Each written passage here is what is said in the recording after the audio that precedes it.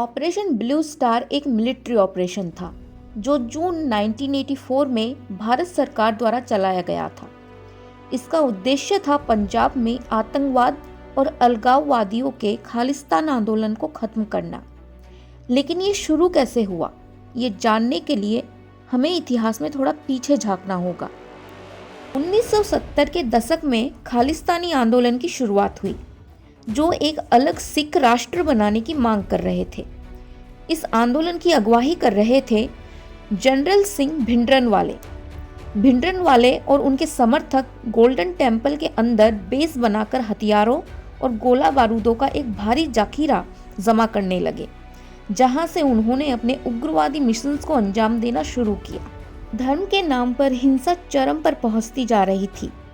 हरियाणा में जहां हिंदुओं ने कुछ सिखों की हत्या कर दी थी, तो वहीं पंजाब में सिख भी हिंदुओं को मारने और भगाने में लगे हुए थे।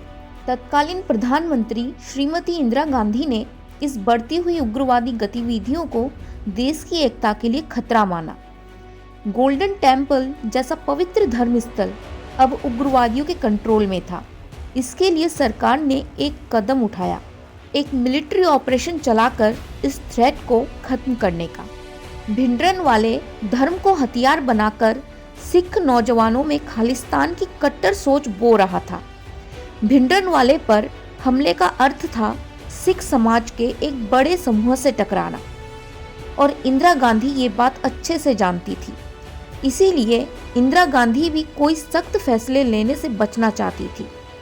वे चाहती थी कि किसी सहज रणनीति के द्वारा मामला सुलझ जाए तो बेहतर है, जिसके चलते उन्होंने ज्ञानी जैल सिंह को भारत का राष्ट्रपति बना दिया, जो भारत के पहले सिख राष्ट्रपति भी कहलाए। इंदिरा गांधी को लगा एक सिख को राष्ट्रपति बनाने से शायद सिख कट्टरपंथी समझौते पर आ जाए, पर ऐसा सोचना इंदिरा गांधी की गलतफहमी थी। जिसके बाद सैन्य कार्यवाही को ही उन्होंने आखिरी रास्ता मानते हुए 1 जून 1984 को ऑपरेशन ब्लू स्टार पर मोहर लगा दी, जिसकी अगुवाई की जिम्मेदारी थी मेजर जनरल कुलदीप सिंह बरार पर। ऑपरेशन ब्लू स्टार की कहानी ब्रिगेडियर शाबेग को जाने बगैर कभी पूरी नहीं हो सकती।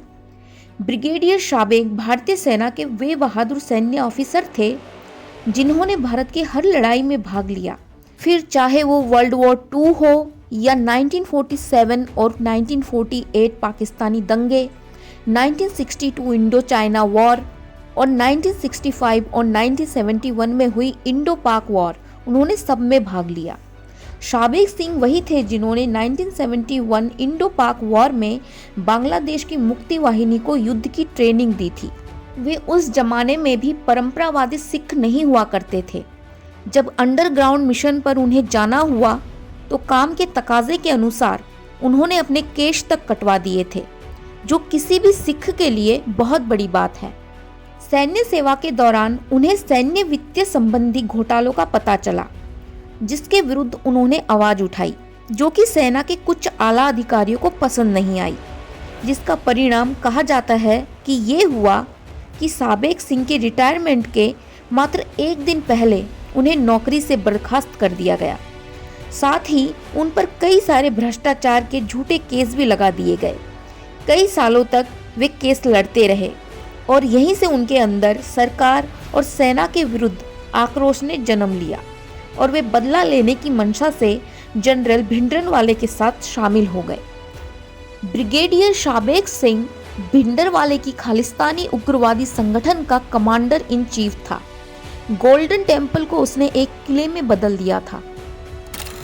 1 जून 1984 को ऑपरेशन ब्लू स्टार लॉन्च करते हुए गोल्डन टेम्पल को सेना के हवाले कर दिया गया। 2 जून की रात को श्रीमती इंदिरा गांधी ने दूरदर्शन के जरिए दोबारा समझौते की पेशकश करी।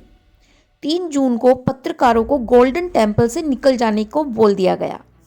पाकिस्तान बॉर्डर को सील कर दिया गया, क्योंकि पाकिस्तान खालिस्तानियों को समर्थन कर रही थी। आम जनता को भी गोल्डन टेम्पल से निकल जाने के लिए बोल दिया गया। 5 तारीख 7 बजे तक केवल 129 लोग ही टेम्पल से बाहर आए। उन्होंने बोला कि भिंडरनवाले उन्हें बाहर नहीं जाने दे रहा है। 5 जून की शाम को ऑपरेशन ब्लू स्टार का पहला मेजर फेज लॉन्च हुआ। भारी गोलाबारी का इस्तेमाल करके आर्मी ने उग्रवादियों के छुपने के ठिकानों पर टारगेट किया, खासकर अकाल तख्त पर। ये सिख धर्म का एक बड़ा पवित्र स्थान है और यहाँ भिंडरनवाले और उसके फॉलोअर्स ने अपनी पोजीशंस ली हुई थी। आर्मी को खुले बरामदे को पार करके अंदर प्रवेश करना था। उग्रवादी जमीन के नीचे तहखानों में बैठे थे और केवल अपने हथियारों की नोक को जमीन से हल्का सा बाहर निकालते हुए फायरिंग कर रहे थे।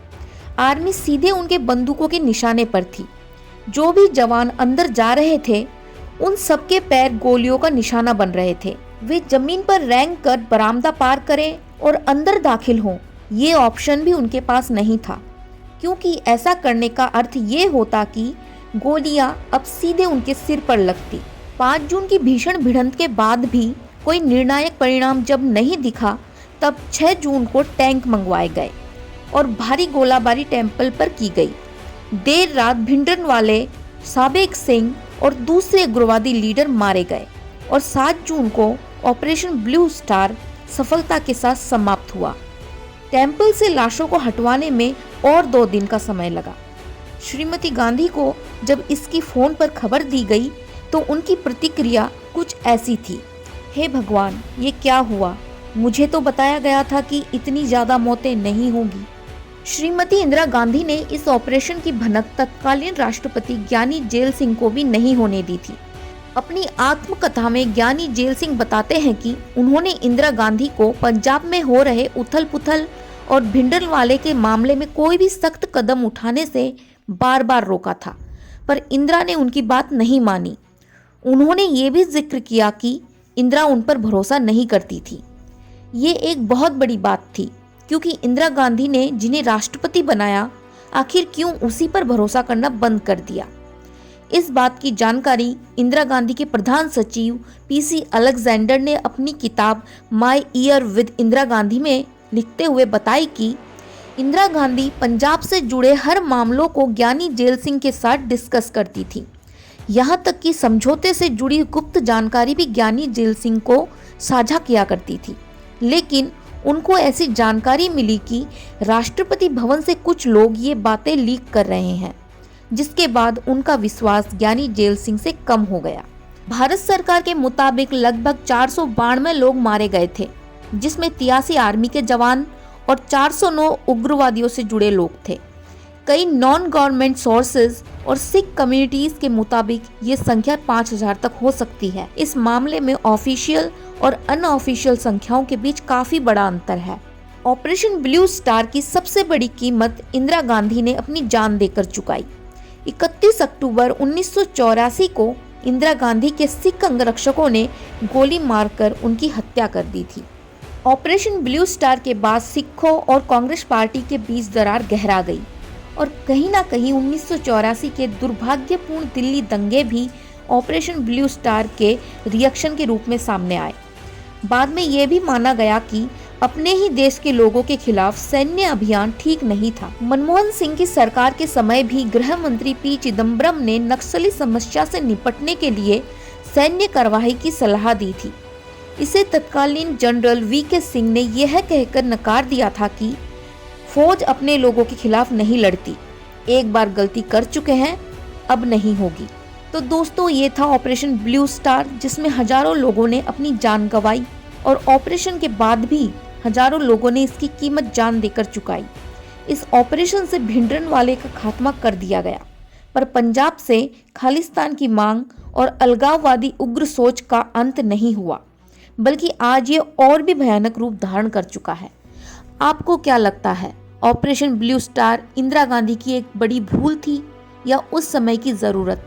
कमेंट करके ज़रूर बताएं। और अगर ये वीडियो आपको पसंद आई हो तो प्लीज़ चैनल को लाइक करें, शेयर करें और सब्सक्राइब करें। Thanks for watching.